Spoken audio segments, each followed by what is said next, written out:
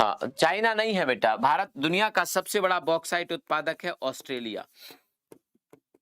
Australia सबसे बड़ा, दुनिया में जितना बॉक्साइट है उसका 32% उत्पादन करता है, यहाँ पर होता है 32% उत्पादन।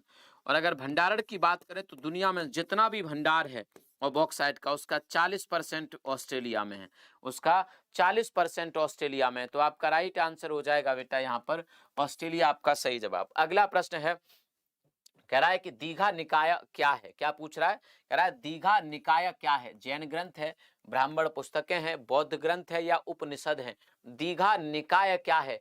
जैन ग्रंथ, ब्राह्मण पुस्तकें, बौद्ध ग्रंथ या फिर उपनिषद? दीघा निकाय। अगर हम लोग बात करें, कल उपनिषदों की मैं बात कर रहा था कि उपनिषदों की भाषा क्या थी, तो संस्कृत इनकी भाषा होती है आमतौर पर, और इसका मतलब होता है समीप बैठना, है ना, समीप बैठना और बैठकर फिर क्या करना, ज्ञान प्राप्त करना, उपनिषद हो जाता है। ठीक है, आपसे सवाल पूछा है दीघा निकाय, तो दीघा निकाय की यदि बात करें तो ये बौद्ध धर्म का प्रसिद्ध ग्रंथ है। क्या है बेटा? बौद्ध धर्म का प्रसिद्ध ग्रंथ है। इस बात को आप लोग याद रखेंगे। कितने बच्चों ने बौद्ध धर्म बोला? एकदम सही है आपका बी ऑप्शन। बौद्ध धर्म से संबंधित आप लोग जानते होंगे, गौतम बुद्ध ने इसको शुरू किया।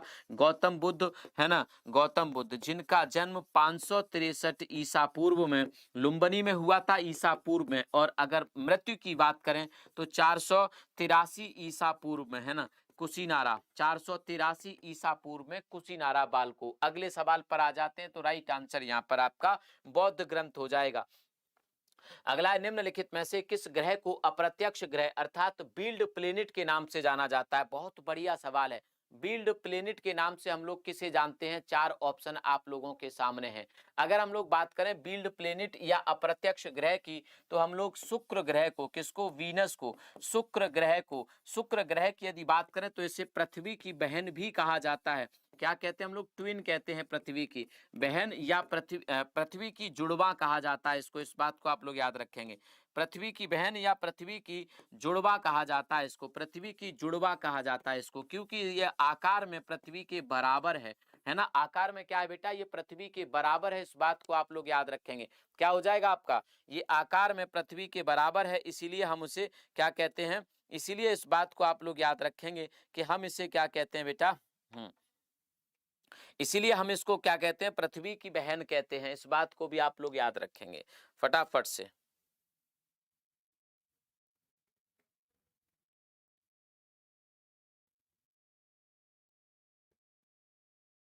हाँ जी, अगर हम लोग बात करें चलेगा। अगर हम लोग बात करें यहाँ पर जो शुक्र है आपका, इसको हम लोग सुबह का तारा या भोर का तारा भी कहते हैं ना, सुबह का तारा या भोर का तारा भी कहते हैं, सुबह का तारा या भोर का तारा भी कहते हैं। हमारे ब्रह्मांड में, है ना, हमारे जो ग्रह का मंडल है उसमें सबसे चमकीला ग्रह अगर पूछा जाए, सबसे चमकीला ग्रह भी आपका आमतौर पर शुक्र ही है। पृथ्वी से ये दिखाई दे जाता है, ये सबसे गर्म ग्रह है ना। इसका टेम्परेचर अन्य ग्रहों की अपेक्षा आपको ज्यादा देखने को मिलेगा। इस बात को आप लोग याद रखेंगे। इसीलिए हम इसे, हाँ, इसीलिए क्या हो जाएगा आपका आंसर यहाँ पर? शुक्र हो जाएगा। इस बात को आप लोग याद रखिएगा। मुझे एक बात समझ नहीं आती है कि जब किसी क्वेश्चन का आंसर आप लोग गलत करने लगते हो तो सारे बच्चे उसी आंसर को क्यों देते हैं? जैसे अभी इस क्वेश्चन में हुआ कि किसी ने नहीं बल्कि सारे बच्चे अरुण अरुण अरुण, ये कहीं आपने पढ़ा होता है क्या? मुझे आप ये समझाओ कि क्या कहीं, क्योंकि सारे बच्चे अगर आंसर एक ही दे रहे हैं तो इसका मतलब है कि कहीं आपने पढ़ा है। तो ऐसा है कि क्या कहीं आपने पढ़ा है जैसे कि सारे बच्चे इसको अरुण अरुण अरुण आंसर कर रहे थे बेटा? ये होता कैसे है, मैं समझ नहीं पाता। तो आपका हो जाएगा यहाँ पर शुक्र। अगले सवाल पर आ जाते हैं। कह रहा है टीकाकरण तकनीकी किसके द्वारा विकसित की गई थी? तो एक व्यक्ति थे जिनका नाम था एडवर्ड जेनर। क्या नाम थे? Edward Jenner. इनको दुनिया में टीकाकरण अर्थात वैक्सीनेशन का जनक कहा जाता है। टीकाकरण का जनक हम लोग किसको कहते हैं? एडवर्ड जेनर को कहते हैं। इस बात को आप सभी साथी याद रखेंगे और क्वेश्चन का आंसर भी आप लोग सभी साथी यहाँ पर देंगे। इसके साथ साथ अगर मैं बात करूं तो एक आपका जो टीका है, क्या बोलते हैं उसको? चेचक, है ना। तो आप लोग याद रखिएगा कि चेचक के टीका का अग्रदूत, ये सवाल पूछा है कि चेचक का जो टीका है उसका अग्रदूत किसे कहा जाता है? तो चेचक के टीके का अग्रदूत कहते हैं हम लोग किसको? चेचक के टीके का अग्रदूत कहते हैं बेटा। इस बात को आप लोग याद रखेंगे। किसे कहा जाता है ये अग्रदूत? चेचक के टीका का अग्रदूत कहा जाता है एडवर्ड जेनर को ही। तो आप लोग याद रखेंगे, यहाँ पर सही आंसर आपका एडवर्ड जेनर हो जाएगा। अब मैं आप लोगों को बताना चाहूंगा कि आपके घर परिवार में कोई भी ऐसा है जो तैयारी कर रहा है बेटा CHSL की, तो आप सभी उन साथियों को जाकर बता दो कि एग्जामपुर बहुत अच्छे तरीके से, है ना, आप लोगों को CHSL की तैयारी करा रहा है। आप कोई भी गलती मत करना, कैसी भी गलती मत करना, आप सीधे विजय पथ के साथ आके जुड़ जाना और बहुत अच्छे तरीके से इसमें आपको एक एक चीज समझा के आपको आगे ले जाया जा रहा है। ऐसे मान के चलिए कि आप बिल्कुल अगर शुरुआत करते हैं, आप बिल्कुल जीरो हैं, तब भी आप इस बैच के साथ जुड़ सकते हैं, है ना, और बढ़िया से तैयारी आप लोग कर सकते हैं। मैं ये तो नहीं कहूंगा कि अगर आप बिल्कुल जीरो हैं तो इसी साल आप CHSL को पार कर दोगे, क्योंकि प्रैक्टिकल बात करनी चाहिए, है ना। लेकिन कहीं ना कहीं आप अगर बिल्कुल जीरो हैं तो अगली बार का पूरा बेस बना देंगे इस बैच से, और इस बार अगर आपकी तैयारी ठीक ठाक है तो इस बार आपको पास करने से कोई नहीं रोक सकता, है ना। इस बार आपको पास करने से कोई नहीं रोक सकता अगर आप ठीक से ढंग से पढ़ते हैं, क्योंकि पढ़ने पर सब कुछ निर्भर करता है, सब कुछ, है ना। टीचर्स इसमें बहुत अनुभवी हैं, जिन्होंने कई सालों तक SSC पढ़ाया है, वो सारे टीचर्स इसमें हैं। तो आप लोग इस बात को भी याद रखिए। और ये बैच केवल और केवल 599 का है। पहले ये 1499 का था, लेकिन 1 जनवरी से पहले अगर आप लेते हैं तो 599 का है। आप लोगों को इस बात को याद रखिएगा, ठीक है। बाकी हम लोग आ जाते हैं अपने सवालों पर। बच्चा कह रहा है कि सवाल खत्म हो गए। बेटा सवाल अभी इतने ज्यादा हैं कि अगर मैं रात तक कर रहा हूं तो रात तक भी सवाल खत्म नहीं होंगे, इतने ज्यादा सवाल हैं। कह रहा है सौरभ चौधरी किस खेल से संबंधित हैं। सौरभ चौधरी की यदि बात करें तो 2018 में जो एशियन गेम्स हुए थे, उस एशियन गेम्स में, है ना, 2018 में जो एशियन गेम्स हुए थे उसमें सबसे युवा भारतीय बने थे जिन्होंने गोल्ड मेडल जीता था। इस बात को आप लोग याद रखेंगे, सबसे युवा भारतीय जिन्होंने गोल्ड मेडल जीता था। तो इसको भी आप लोग याद रखेंगे, फटाफट से आप सभी साथी इसको याद रखेंगे। और सौरभ चौधरी की यदि बात करें तो भारत में ये शूटिंग से संबंधित हैं, शूटिंग से रिलेटेड हैं। ये 2018 में केवल 18 वर्ष के थे, क्योंकि इनका जन्म जो हुआ है वो वर्ष 2000 में हुआ है ना। इस बात को याद रखिए। तो शूटिंग से संबंधित हैं आपके सौरभ चौधरी, 2018 में गोल्ड मेडल जीत चुके हैं भारत के लिए 10 मीटर एयर पिस्टल में। अगला क्वेश्चन है, हम्पी का विठला मंदिर किसके द्वारा बनवाया गया था। हरियर के द्वारा, कृष्णदेवराय के द्वारा, या फिर देवराय द्वितीय के द्वारा, है ना, देवराय द्वितीय के द्वारा, या फिर विजयाराय तृतीय के द्वारा। तो आपने इस प्रश्न का आंसर बेटा फटाफट से कर देना है। क्या पूछ रहा है आपसे, बेहद आसान सवाल आप लोगों के सामने है, आप लोग इसका आंसर जरूर करेंगे, मुझे ऐसी उम्मीद है, और कोई बच्चा इसका आंसर गलत नहीं करेगा। हम्पी का विठला मंदिर किसके द्वारा बनवाया गया था।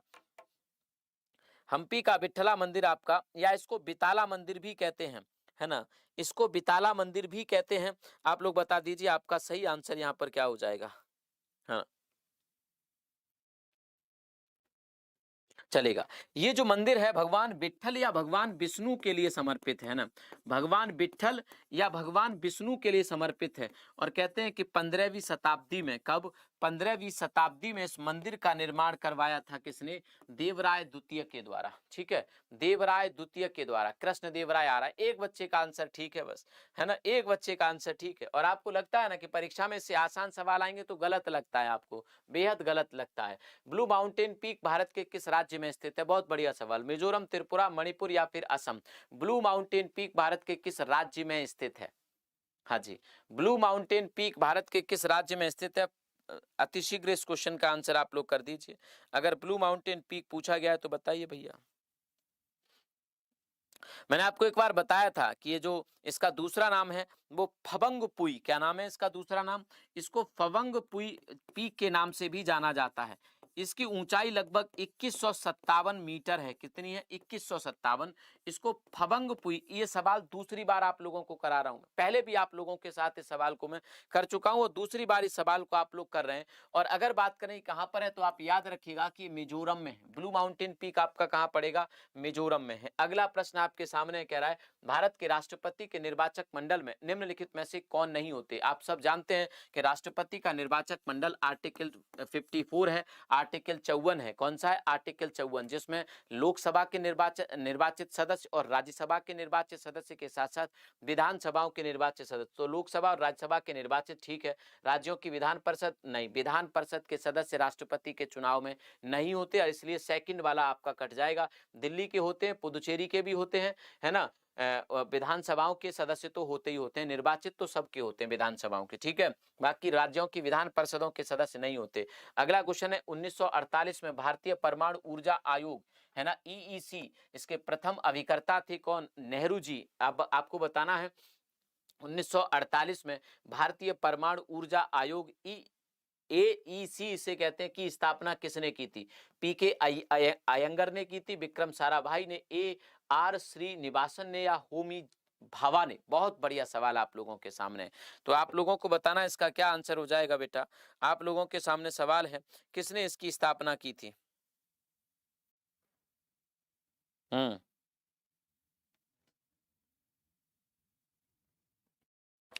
चलिए, किसने इसकी स्थापना की थी? तो आपका आंसर आ रहा है होमी साहब ने।